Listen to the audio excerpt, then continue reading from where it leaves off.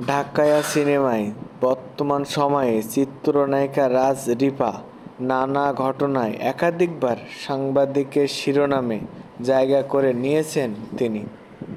সাম্প্রতিক মুক্তি পেয়েছে নায়িকার ময়না ছবিটি। তবে অপর একটি সিনেমার মুক্তির আগেই পরিচালক ইফতেখার চৌধুরীর বিরুদ্ধে বিস্ফোরক অভিযোগ তুলেছেন এই অভিনেত্রী।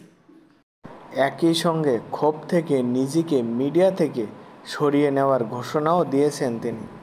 পরিচালকের বিরুদ্ধে একাধিক অভিযোগ এনে সোমবার নিজের ফেসবুকের ভেরিফাই অ্যাকাউন্টে একটি দীর্ঘ পোস্ট দিয়েছেন রাজ রিপা, যেখানে তিনি লিখেছেন, খুব দ্রুতই সবাইকে ছেড়ে চলে যাব।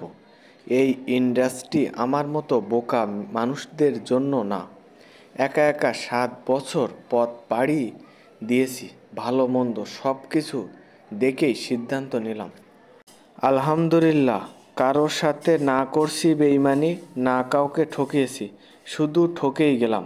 কারো কাছে 1 টাকা দেনা নাই, কিন্তু পাওনাদারের হিসাব। পরিচালক ইফতেখার চৌধুরীর কাছে কিছু হিসাব বাকি আছে। হয়তো তিনি আমার ঋণ পরিশোধ করবেন, আর নয়তো গায়ের জোরে নিজেকে সরিয়ে নেবেন।